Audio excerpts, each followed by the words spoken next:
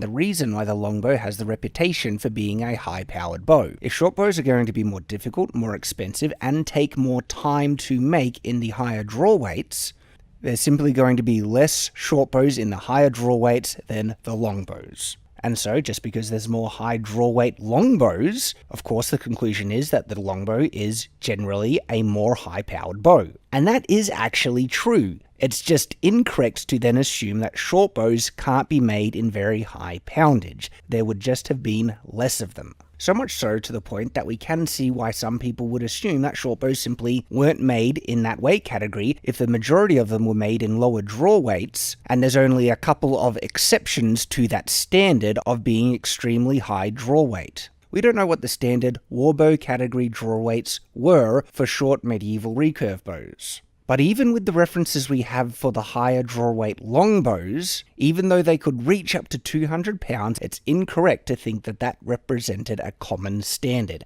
That would have only been the most exceptional extreme. When you're looking at the average standard for the highest draw weight warbow category longbows, you would be looking at 120 to 160 pounds. And that average would correlate to the warbow category short bows as well, which means we can more safely conclude that there would be a greater or closer representation of short bows and longbows in the highest draw weight ranges of 120 to 160 pounds. But when you go beyond that, it makes far more sense that any short bow higher than 160 pounds, especially up to 200 pounds, was a rarer and more difficult thing to achieve than longbows. So if we understand this sophisticated context, we can acknowledge that longbows are generally a very reliable and more common higher draw weight bow. And you can check out the full video on Shadowversity. There is a link embedded in this short. Hope to see you there, and thanks for watching.